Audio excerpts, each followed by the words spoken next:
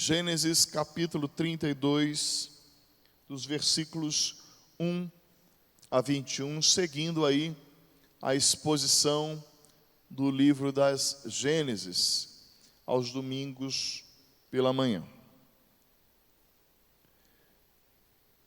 Amém? Diz a palavra do Senhor. Jacó seguiu o seu caminho e os anjos de Deus foram encontrar-se com ele. Quando Jacó os viu, disse: este é o acampamento de Deus. E deu àquele lugar o nome de Maanaim. Então Jacó enviou mensageiros adiante de si a Esaú, seu irmão, à terra de Seir, território de Edom. E lhes deu esta ordem: assim vocês falarão a meu senhor Esaú: o seu servo Jacó manda dizer isto: como estrangeiro morei com Labão, em cuja companhia fiquei até agora. Tenho bois, jumentos, rebanhos, servos e servas. Envio este comunicado a meu senhor para encontrar favor na sua presença. Os mensageiros voltaram a Jacó dizendo: fomos até o seu irmão Esaú, também ele está vindo para se encontrar com o Senhor, e 400 homens estão com ele. Então Jacó teve medo e ficou angustiado. Dividiu em 2 grupos o povo que estava com ele, e também os rebanhos, os bois e os camelos, pois pensou: se Esaú vier e atacar um grupo, o outro grupo escapará. E Jacó orou: Deus de meu pai Abraão e Deus de meu pai Isaque, ó Senhor, que me disseste: volte para a sua terra e para a sua parentela, e eu farei bem a você. Sou indigno de todas as misericórdias e de toda a fidelidade que tens usado para com o teu servo, pois com apenas o meu cajado atravessei esse Jordão. Já agora sou 2 grupos. Livra-me das mãos de meu irmão Esaú, porque temo que ele venha e ataque a mim e as mães com os filhos. Pois tu disseste: certamente serei bondoso com você e lhe darei uma descendência como a areia do mar, que de tão numerosa não se pode contar. Depois de passar ali aquela noite, Jacó separou do que tinha consigo um presente para seu irmão Esaú: 200 cabras e 20 bodes, 200 ovelhas e 20 carneiros, 30 camelas de leite com as suas crias, 40 vacas e 10 touros, 20 jumentas e 10 jumentinhos. Entregou-os aos seus servos, cada rebanho à parte. Então disse aos servos: vão à minha frente e deixem espaço entre rebanho e rebanho. Ordenou ao primeiro servo dizendo: quando Esaú, meu irmão, se encontrar com você e perguntar de quem você é e para onde você vai, de quem são esses animais que você vem trazendo, responda: são do seu servo Jacó. É um presente que ele está enviando a meu senhor Esaú. E eis que ele mesmo vem vindo atrás de nós. Jacó ordenou também ao segundo, ao terceiro e a todos os que vinham conduzindo os rebanhos: é assim que vocês devem falar com Esaú quando se encontrarem com ele. Também dirão: eis que o seu servo Jacó vem vindo atrás de nós. Porque Jacó pensava assim: eu o aplacarei com o presente que me antecede, depois eu o verei pessoalmente, e talvez ele me dê boa acolhida. Assim mandou os presentes à sua frente. Ele, porém, ficou aquela noite no acampamento. Senhor, no nome de Jesus, pedimos que o Senhor fale com a tua igreja nessa manhã. Aquilo que o Senhor tanto me corrigiu, me exortou, me consolou nessa palavra, que o Senhor também faça isso com o povo que é teu. Deus, que apesar do pregador, das minhas limitações, eu sei que a tua palavra, ela não está retida nem presa ao instrumento que o Senhor usa, mas que o Senhor fale então conosco nessa manhã de forma maravilhosa.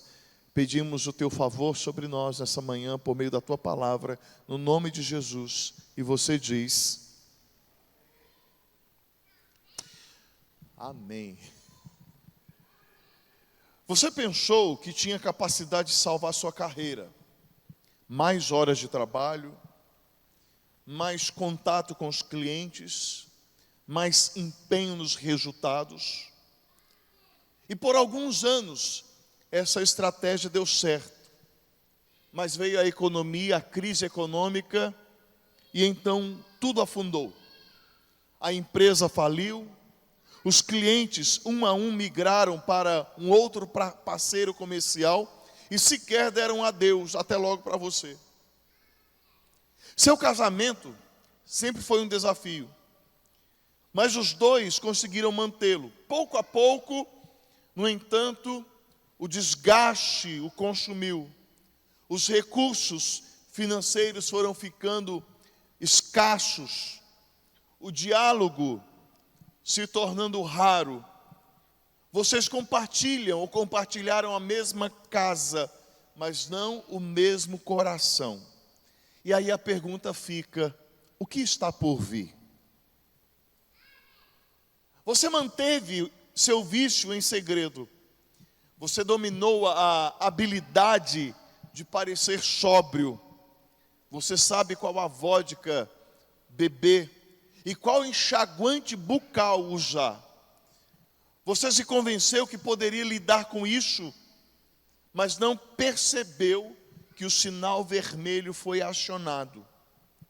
O carro agora está destruído e você também. Você nunca conheceu o interior de uma prisão, nunca passou pela sua cabeça, mas agora cogita que em algum momento vai ter que passar alguma noite por lá. 3 situações, 3 exemplos, dentre tantos outros que poderia falar nessa manhã. Isso é a vida e os seus pontos de inflexão. Momentos decisivos em que sabemos que o nosso mundo está prestes a mudar. Encruzilhadas que exigem decisão, perguntas que demandam respostas, confusão que nos chamam a um posicionamento. Todo mundo tem aquele momento da virada de chave, da virada de vida. Eu tenho. Você tem. Jacó também teve. E para Jacó essa virada veio sob o nome Jaboque. Nós já vimos e sabemos tudo o que Jacó viveu até aqui. Nós sabemos que ele tramou com a sua mãe, enganando o seu pai, surrupiando as bênçãos do seu irmão. E dali por diante, Jacó se tornou um foragido. Ele encontrou abrigo na casa do seu tio-sogro Labão. Então seu nome se tornou trabalho a partir dali, e o seu sobrenome hora extra. Não quer dizer que Jacó era um desvairado, viciado em sóis causticantes. Não, mas é porque Jacó tinha alguns porquês importantes que o impulsionava ao trabalho árduo. Mas nós fechamos, na última mensagem, nós fechamos e nós aprendemos sobre esse ciclo entre Jacó e Labão, foi fechado. A Mesopotâmia do seu tio ganancioso era apenas uma imagem no retrovisor da vida de Jacó. Jacó então, diante de si, ele tem um novo desafio, e eu arrisco dizer que esse desafio, no entanto, não é tão novo assim.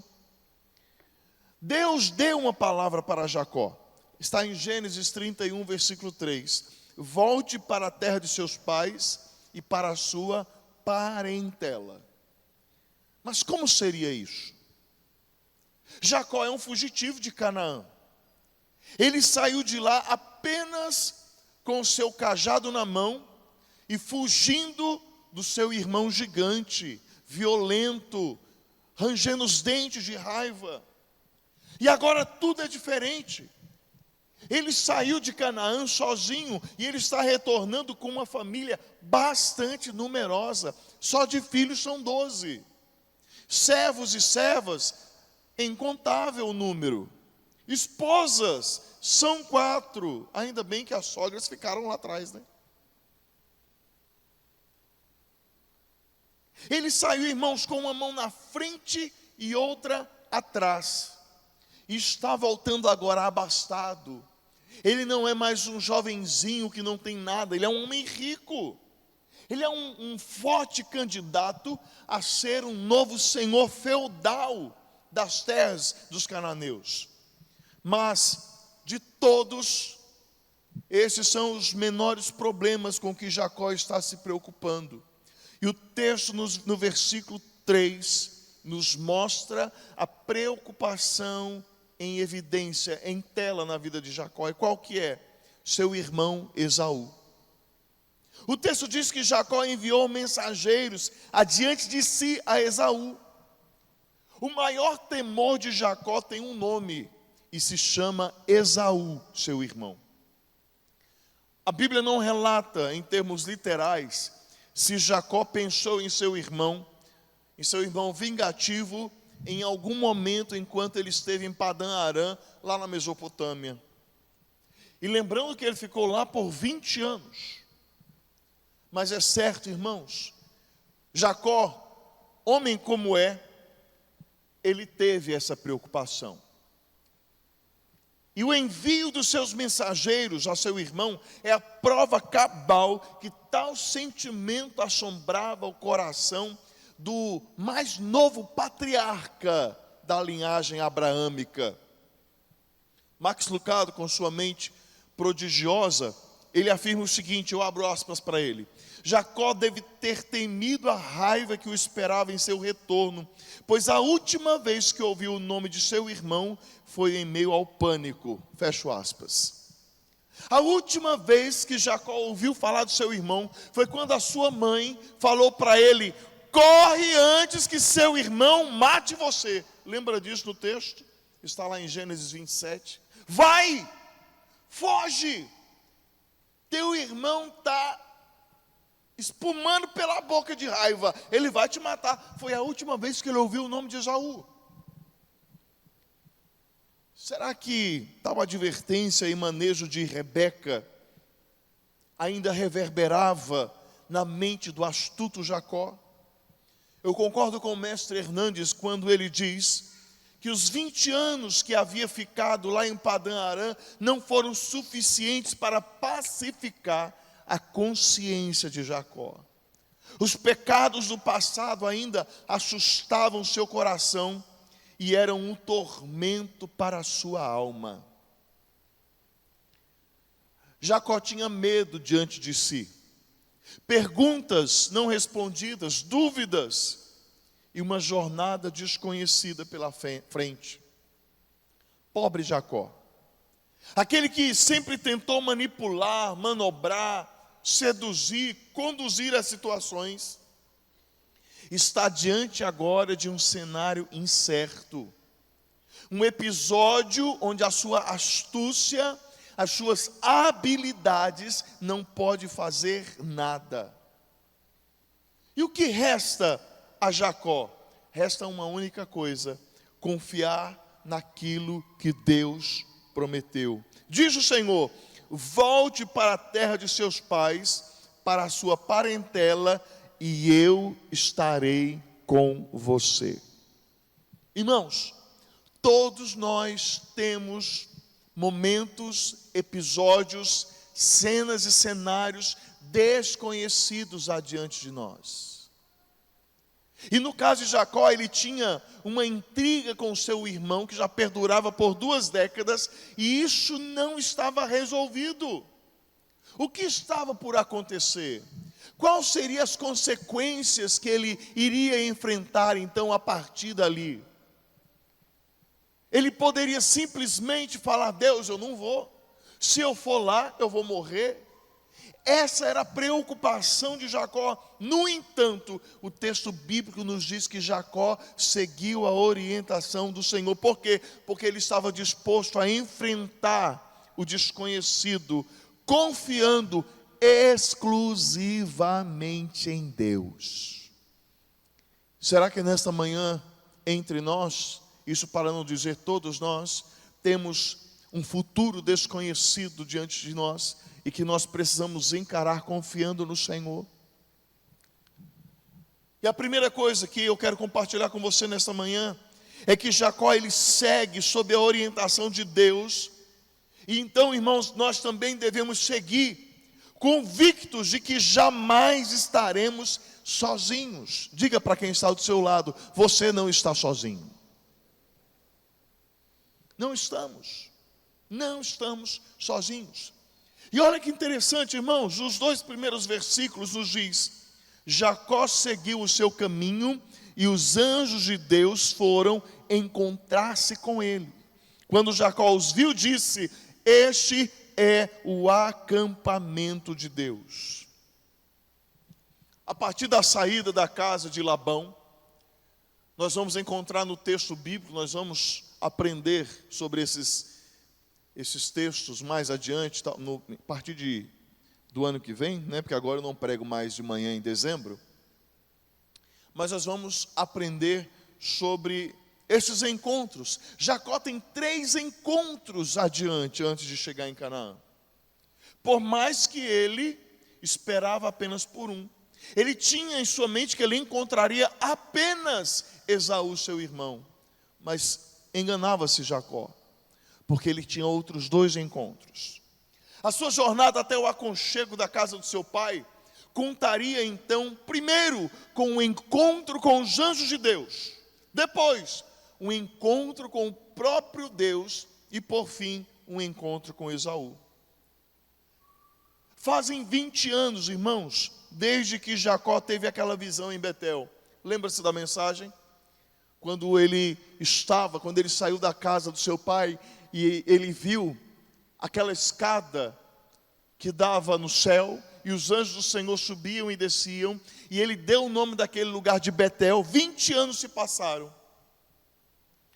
E mais uma vez, nós somos informados no texto bíblico que Jacó tem um encontro com esses seres ministradores que trabalham em favor dos eleitos de Deus para a salvação.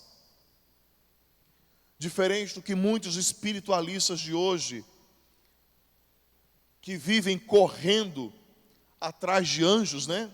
Vivem buscando bater de asas angelicais aqui e acolá. Eu lembro que na década de 90 cantava-se muito nas igrejas pentecostais e neopentecostais, aquela música escrita pelo Eliseu Gomes. Sinta o vento das asas dos anjos agora. Conhece? Confia, irmão, pois é a tua hora. A bênção chegou e você vai levar. Tem anjos voando neste lugar. Até o Padre Marcelo gravou essa música. Se você não conhece da igreja, você conhece do Padre Marcelo. Ele regravou essa música. Essa busca frenética por asa de anjo, por tipo de anjos.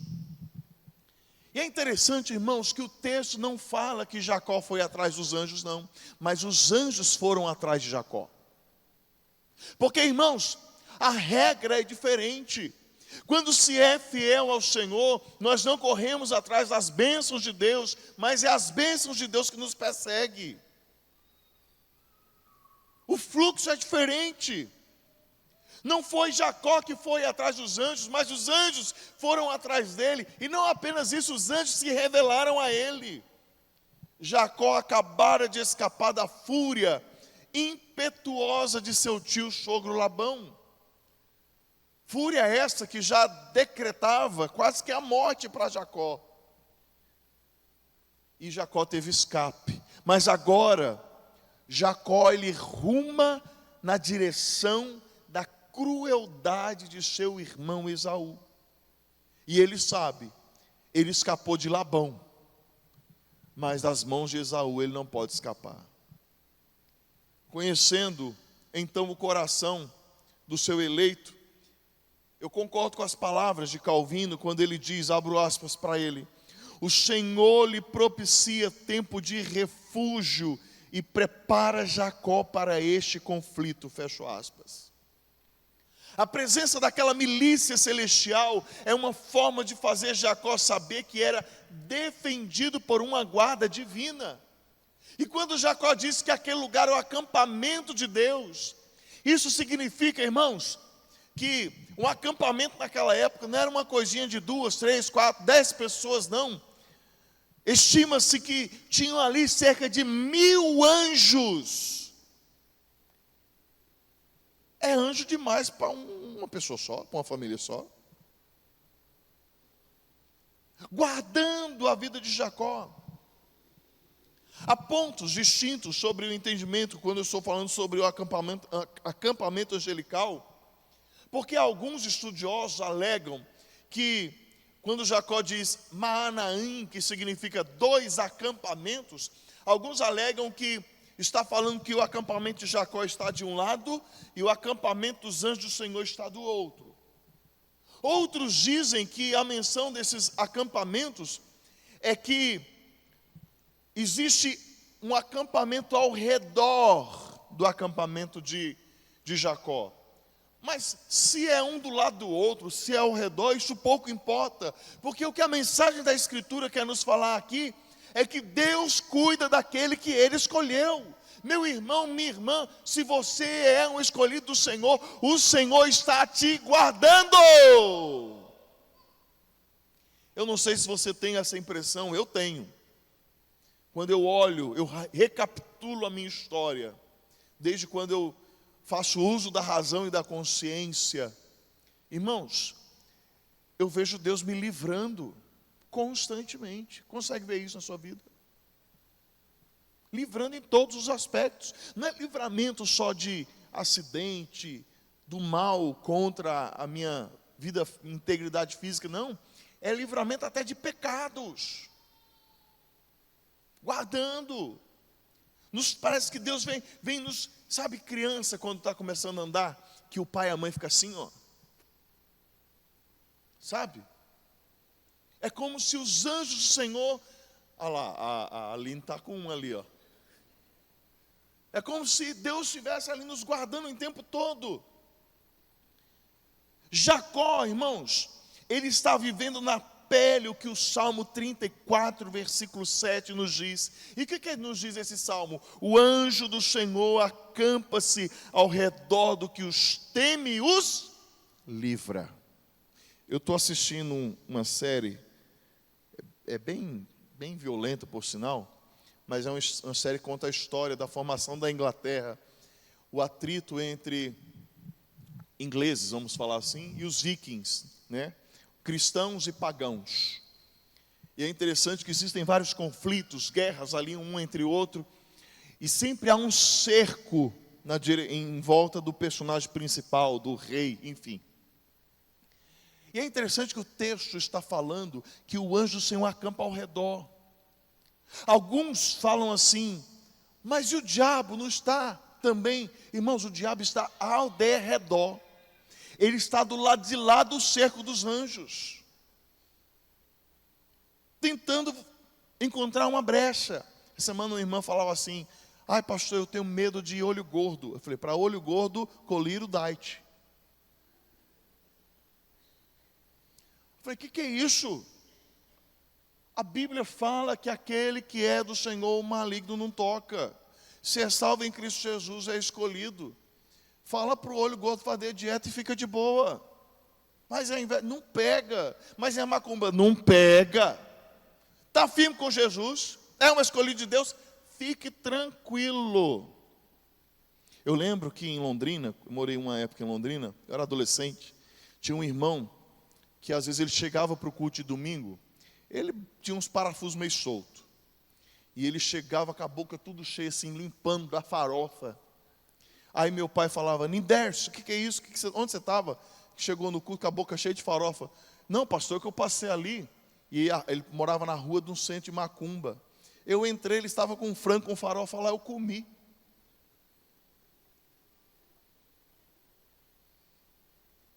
E ele tinha convicção que não ia fazer mal, e realmente não fez. O bichão estava com a barriga por lá, não sei para onde. Irmão, aquele que tem convicção de salvação, de que o Senhor o escolheu, o diabo não pode fazer nada. E a palavra, não estou falando para você sair comendo frango com farofa das encruzilhadas não, tá? Calma aí. Mas é só para ilustrar o fato de que Deus está te guardando. Ainda no Salmo 91, a palavra do Senhor nos diz, porque aos seus anjos Ele dará ordens a seu respeito, para que guardem você em todos os seus caminhos. Jacó, sob a orientação de Deus, ele podia seguir convicto, pois ele tinha a convicção de que os anjos do Senhor estavam com ele.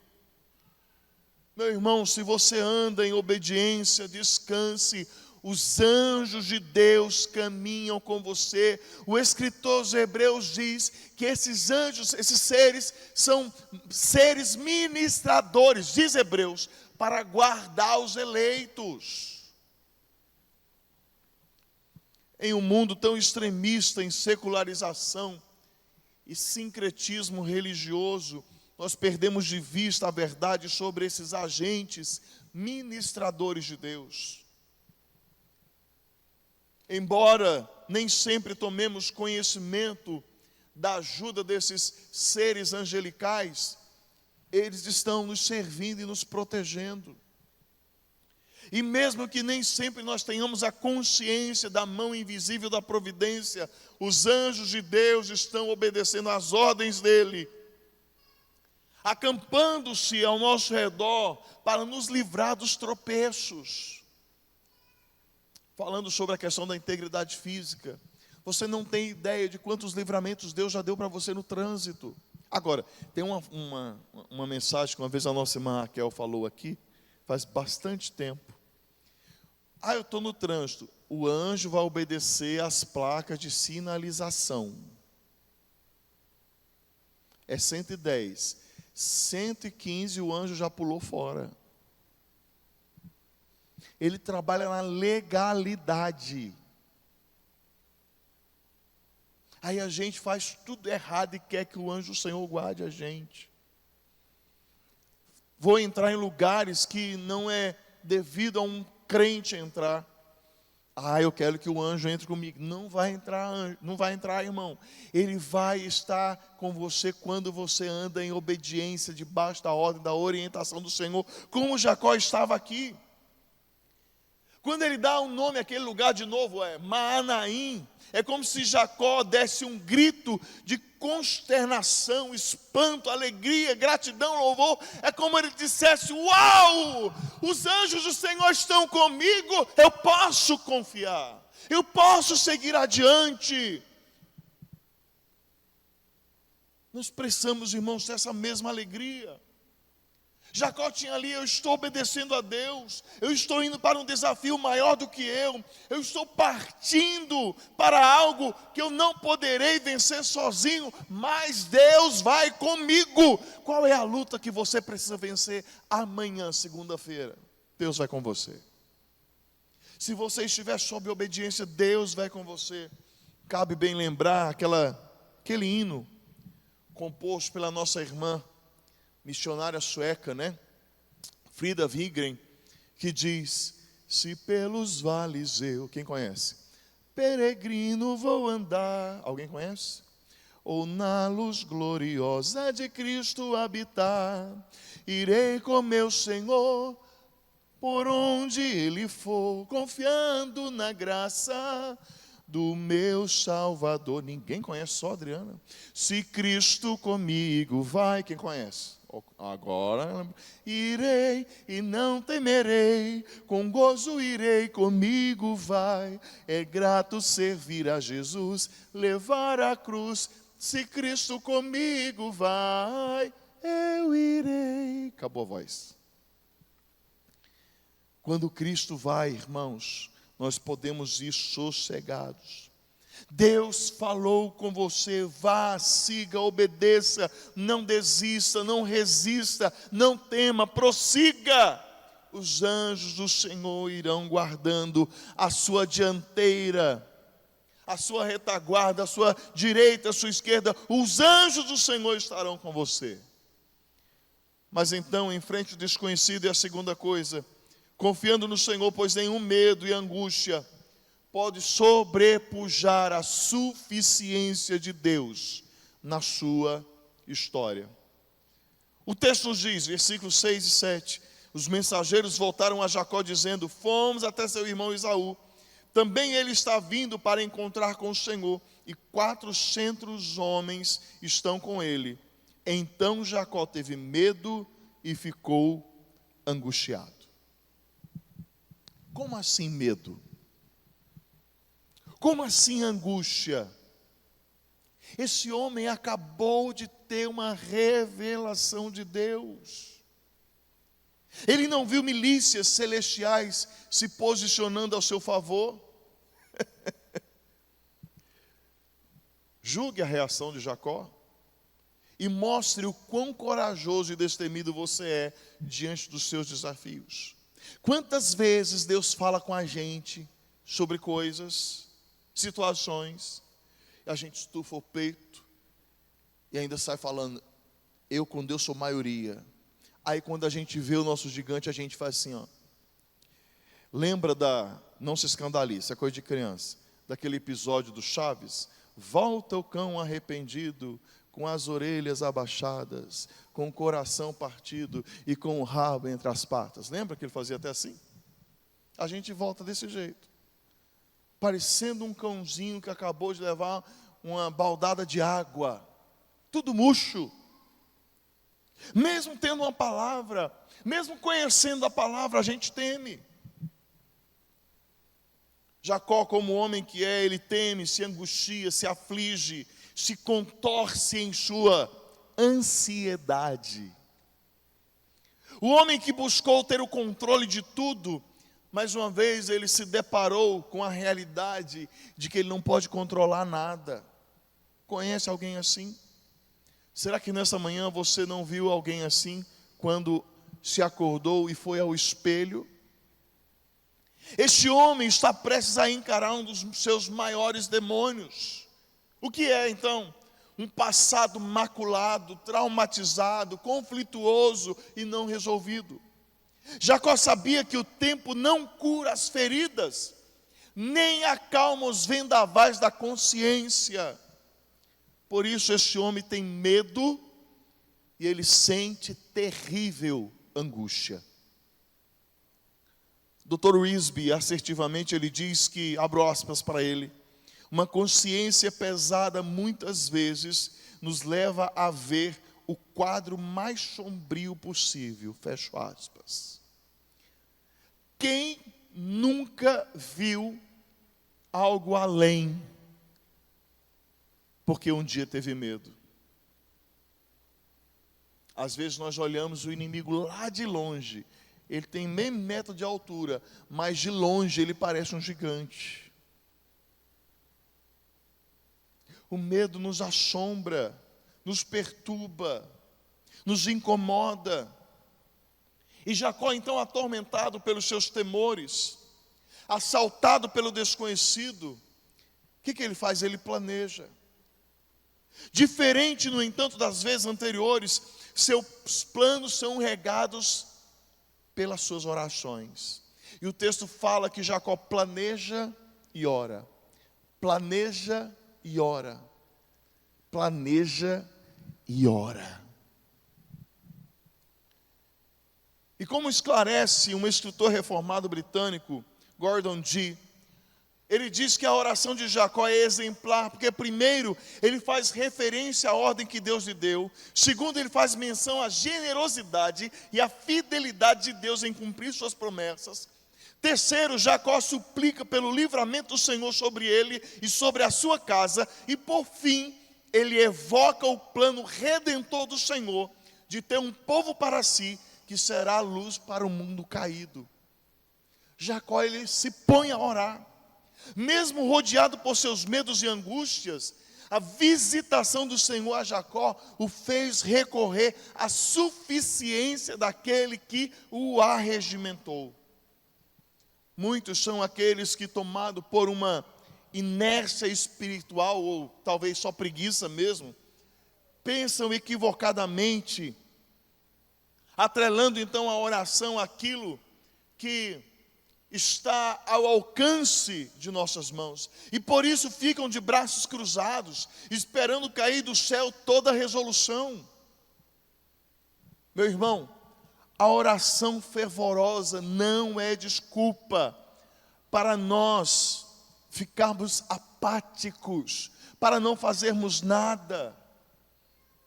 Guarde isso, Deus age por meio das orações, mas Ele também traz livramento por meio das nossas ações. Meu velho pai costuma falar que até onde a ponta dos meus dedos alcança é comigo, da ponta dos meus dedos para lá é com Deus. Estou doente, vamos orar para que Deus traga cura, mas procure um médico.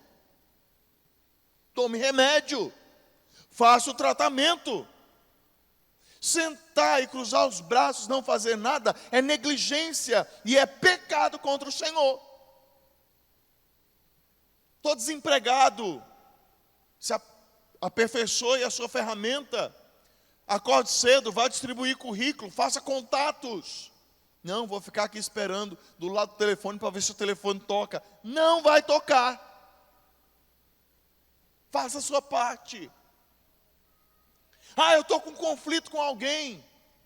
Vá em busca. Mateus 18 fala que se o irmão pecar contra você, você deve ir até ele. Não, vou ficar aqui. Ele que me magoou, ele que venha. Está pecando. Nós fazemos a nossa parte e fique tranquilo, Deus faz a parte dele. O que cabe a ele? O problema, irmãos, não reside em ter uma estratégia. Não é pecado fazer planos. O pecado está em você colocar os planos como um substituto de Deus. Eu vou fazer isso aqui mesmo, porque Deus não faz nada por mim. Meu irmão, a fé salvadora é um dom de Deus, mas ela nos desafia a passos significativos na escuridão que se apresenta diante de nós. Falava aqui na quarta-feira, no culto Conexão de Vida. A fé, ela nunca aparece de mãos vazias. Ela sempre traz algo, e às vezes esse algo é uma estratégia. Irmãos, de uma maneira ou de outra, nada e ninguém pode sobrepujar a suficiência do poder de Deus. Terceira coisa, enfrente o desconhecido e confie no Senhor, pois a melhor arma à nossa disposição para vencer o desconhecido é depender de Deus. E aqui está, ao meu ver, a mensagem toda, de todo esse texto. Versículo 9. Está com a Bíblia aberta aí. Comecinho do versículo 9, o que diz? Jacó orou. Interessante. Nós não estamos acostumados com esse Jacó que ora. O Jacó que se aproveita, ok, mas Jacó orando. Estamos habituados ao Jacó que maquina, que trama, mas Jacó de joelhos. Olhamos razoavelmente para o Jacó que engana, foge. Agora um Jacó que ora, e ora fervorosamente. Irmãos, desde Betel, quando ele viu aquela escada celeste, esse homem entrou num processo de mudança. Esses 20 anos na casa de Labão, parece ter colocado Jacó em um casulo. E então aquela lagarta sorrateira deu lugar à borboleta monarca real. Parece que esse homem está se mostrando um novo homem. E isso acontece quando Deus cruza o caminho daquele que Deus escolheu amar. Quando Deus entra na vida de alguém, irmãos, as mudanças começam a pipocar. Jacó tem à sua disposição bens, presentes, estabilidade financeira, uma vida consolidada, ausência da pretensão de conflito com seu irmão e um dom especial, a diplomacia. Mas tudo isso que eu mencionei aqui, se não estiver nas mãos de Deus, não tem valor algum. E é por isso que Jacó ora. O reformador genebrino, João Calvino, ele diz que Jacó em sua oração não encomenda a Deus de modo hesitante a si e a sua família, mas confiando tanto nas promessas de Deus, quanto nos benefícios já recebidos, entrega seus cuidados e suas tribulações ao seu Pai Celestial.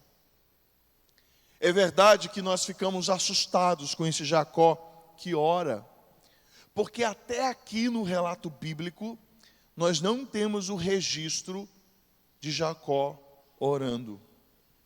Mas pelo processo que este homem está vivendo, a oração deixou de ser um recurso esquecido e passou a ser uma arma prioritária. não somente contra o desconhecido, mas em toda a sua vida a partir daqui.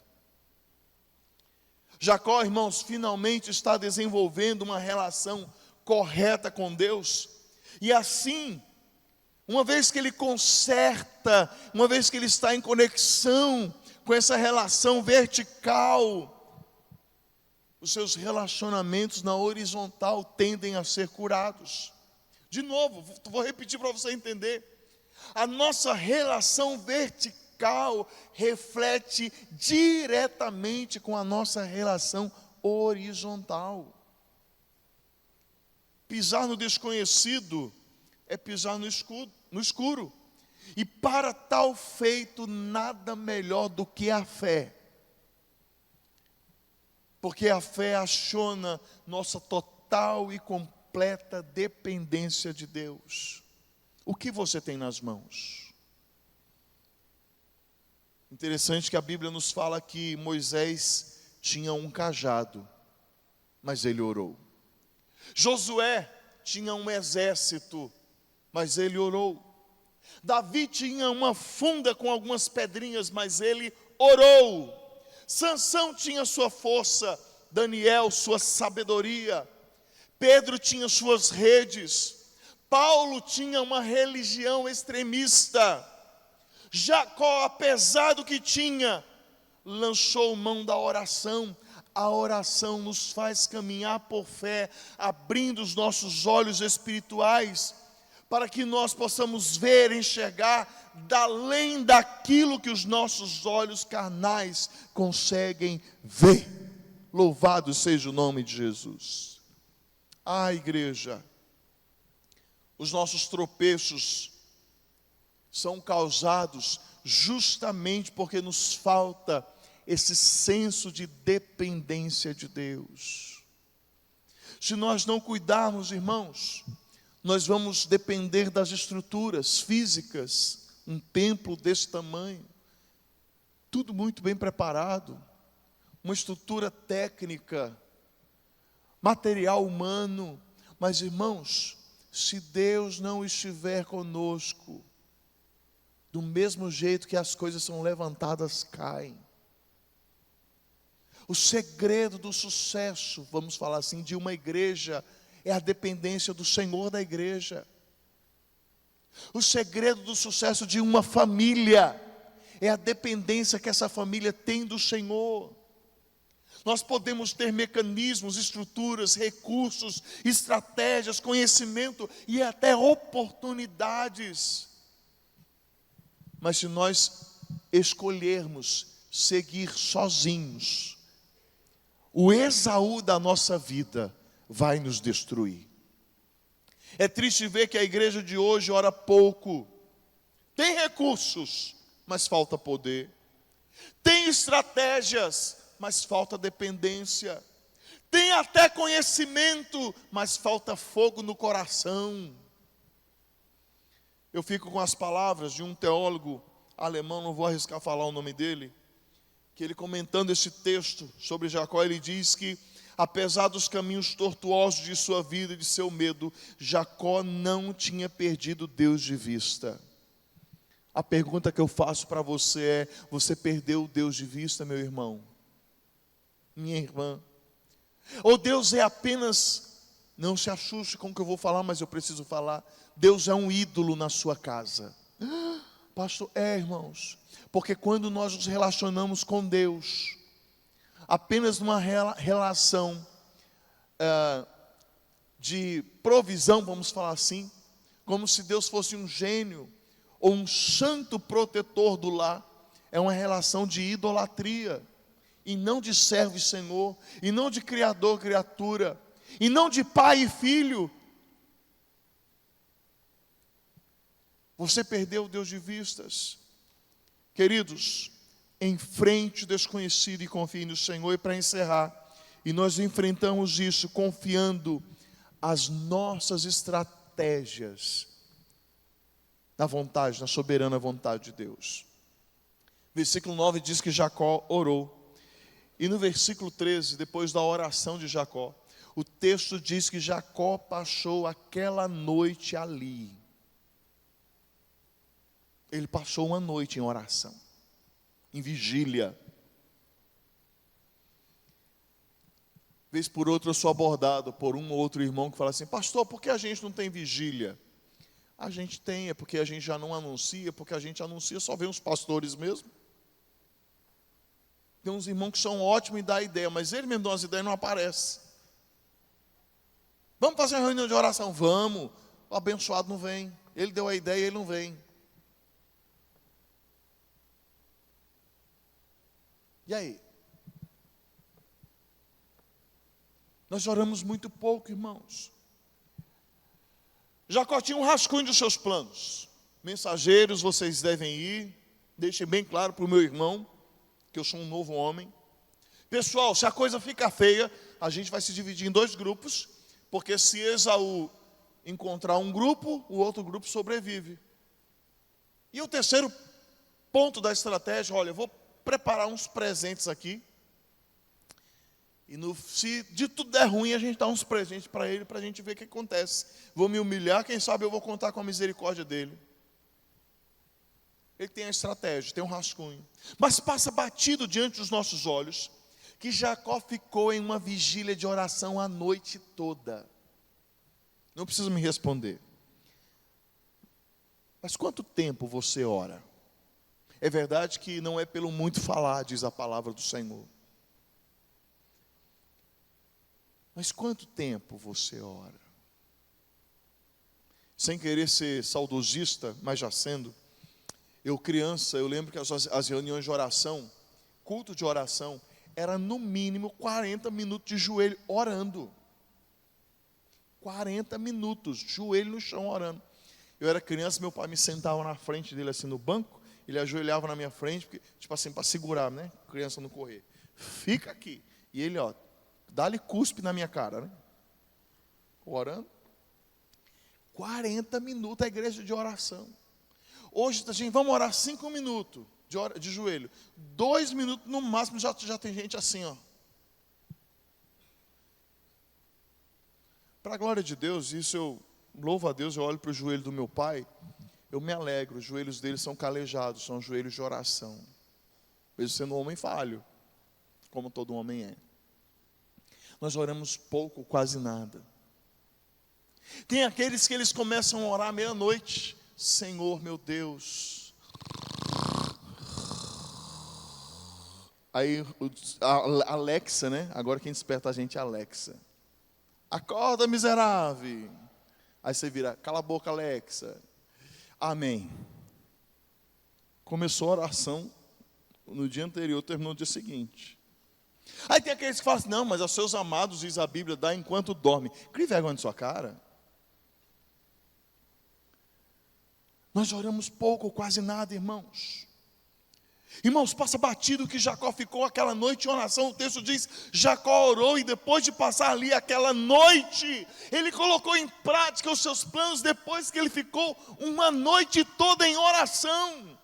Os mensageiros, o grupo dividido, os presentes separados, por mais que vemos Jacó empreendendo astúcia, planejamento e até sabedoria, segundo alguns autores, ele confia tudo isso a Deus, e então investe tempo para saber a vontade daquele que o arregimentou. Como pastor, às vezes nós sofremos, porque nós tomamos decisões, não na nossa cabeça, mas em Deus. E oramos, e Deus vai apontando o caminho. E conforme Deus vai apontando o caminho, nós vamos tomando as decisões e trazendo todo o planejamento de Deus para a prática. Aí vem aqueles crentes carnais, lá o pastor está fazendo isso, fazendo aquilo e aquilo outro, sei o quê. Meu irmão, não estou falando que a gente só acerta, não. Mas muito é tomado em decisão, e louvado seja Deus. Ontem eu falava para um presbítero como Deus resolveu abençoar essa igreja. Debaixo de oração, do temor do Senhor. Irmãos, Jacó, ele sabe que ele não poderia seguir sem a clara direção de Deus. O medo deveria ser levado aos pés do Todo-Poderoso. Suas angústias deveriam ser depositadas ao eterno conselho do Senhor. E novamente, orar não é se alienar. Buscar a Deus não significa ficar de braços cruzados, mas também trabalhar sem orar é petulância. Sair para a guerra sem a garantia da presença do grande vencedor, irmãos, é derrota na certa. Por isso Jacó une as duas coisas. Eu vou planejar, eu vou fazer, mas primeiro eu vou orar. Está orando? Está colocando a sua causa na mão de Deus? Diferente de alguns que podem olhar para esse bloco do texto e pensar que Jacó não confiou no Senhor, este santo homem, como o chama Calvino, ele não tinha o propósito de estar ocupado e enfurecer-se como alguém que não se contenta com o auxílio de Deus. Não, muito pelo contrário. Jacó não deixou de fazer uso dos meios que estavam em seu poder, enquanto ele aguardava os resultados da mão do Senhor. Em termos bem práticos, Jacó fez o que estava ao seu alcance, e onde ele não podia tocar, Deus fez o trabalho. Por isso, para Jacó ficar uma noite toda em oração, em reverência ante a santa presença de Deus, não era um esforço demasiado, mas era um prazer que deveria ser exercitado. A gente critica tanto e ora pouco. A gente fala tanto desnecessariamente e ora quase nada. Eu lembro-me da conhecida fala de Lutero, quando questionado sobre o seu investimento de tempo na presença de Deus. Ele diz, eu abro aspas para Lutero: se eu deixar de gastar 2 horas em oração a cada manhã, o diabo consegue a vitória no decorrer do dia. Tenho tanto trabalho que não posso realizá-lo sem empregar 3 horas por dia de oração. Ou seja, em dias normais, Lutero estimava orar 2 horas. Quando ele tinha muita coisa para fazer, a agenda estava superlotada, ele orava 3 horas. E a gente faz o quê? O inverso. A gente trabalha, a gente faz, a gente ocupa a agenda. Se sobrar tempo, a gente fala com Deus. Eu tenho o hábito de sair de casa, faço meu devocional, falo com Deus, tal, mas quando eu vou saindo de casa, eu vou falando: Senhor, atrapalha a minha agenda se ela não estiver de acordo com a tua. E vira e mexe, Deus atrapalha mesmo. Vira de ponta cabeça. E o autista aqui fica pirado, né? Porque sistemático, tudo regrado, cronometrado. Queridos, eu gosto muito daquilo que o presbítero Ivaldo sempre fala. Jacó, ele tinha consciência de que tudo começava no céu. E quando tudo começa no céu, orar não pode ser o nosso último recurso, mas o primeiro. De novo, Jacó tinha uma estratégia, mas ele contava com as respostas de suas orações. Eu pergunto a você, meu irmão, e você? Para muitos crentes falta tanto um quanto o outro. Falta planejamento na vida e falta oração. Muitos se acomodam em berço esplêndido. A atual geração de fiéis é preguiçosa, indisposta, mal acostumada, quer as bênçãos, mas não quer o processo da bem-aventurança. Os crentes de hoje não oram, não planejam, não se preparam, não calculam o empreendimento de força que precisam despender. O ceticismo embrenhado na mente dos crentes da atualidade não permite que tais irmãos considerem a existência e a influência no mundo espiritual. São carnais. E como Paulo fala lá em 1 Coríntios 2,14, vivem então segundo o apetite desordenado de suas entranhas, não considerando o mundo espiritual. E eu finalizo este pensamento, e eu convido o Giovanni para cá, como escrito de Calvino, quando ele diz: ainda que por meio da oração lancemos nossas ansiedades sobre Deus, para que tenhamos uma mente calma e tranquila. Essa segurança não deve tornar-nos indolentes, pois o Senhor quer que todos os auxílios que Ele nos propicia sejam utilizados. Existem coisas que Deus, respostas e bênçãos que Deus já te deu. Sabe o que é? A sua inteligência. Tem resultados na sua vida que Deus já te deu. O que é? A sua força para o trabalho.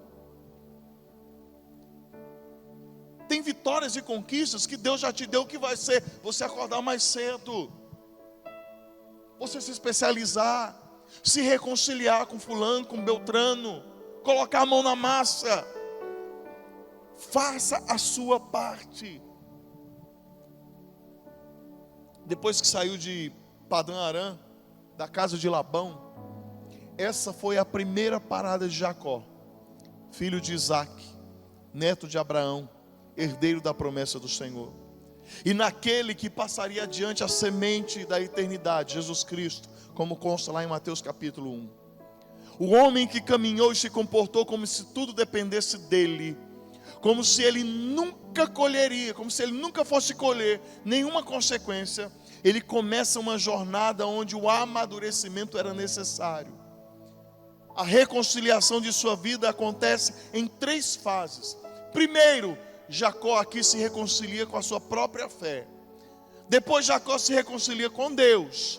E por fim Jacó vai se reconciliar com os relacionamentos à sua volta. Jacó foi um homem que aprendeu a encarar o desconhecido, não segundo a sua expertise, mas conforme a sua confiança em Deus. Digamos que esse primeiro bloco, Gênesis 32, do 1 ao 21, funciona como um preâmbulo, um prefácio de sua nova vida. Aponta para aquele novo momento de sua história, onde ele vai ter de fato esse ponto de virada. Mas por aqui, nós vemos este homem lutando com medo, orando com fervor e aprendendo a depender de Deus.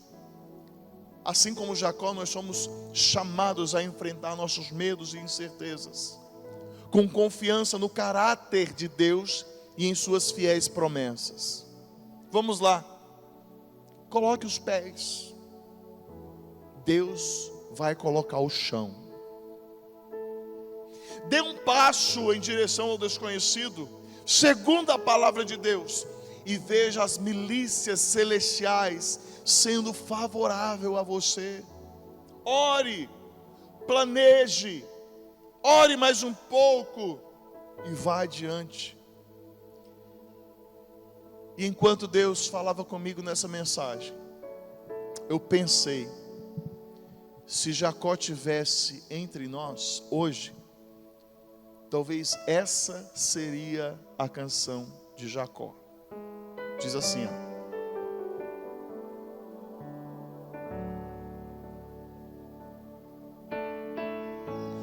acredite, é hora de vencer.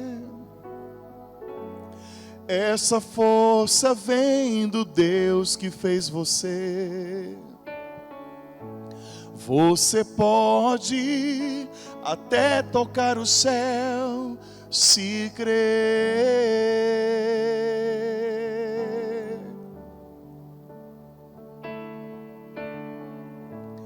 Acredite que nenhum de nós já nasceu com jeito pra super-herói. Nossos sonhos, a gente é quem constrói, é vencendo os limites, escalando as fortalezas, conquistando o impossível pela fé, campeão, vencedor. Deus dá asas, faz teu voo campeão, vencedor. Esta fé que te faz imbatível mostra o teu valor. Vamos colocar de pé. Dê um passo no desconhecido, se Deus mandou, claro. Creia, se Deus falou, Ele é contigo, e você vai ser mais do que vencedor.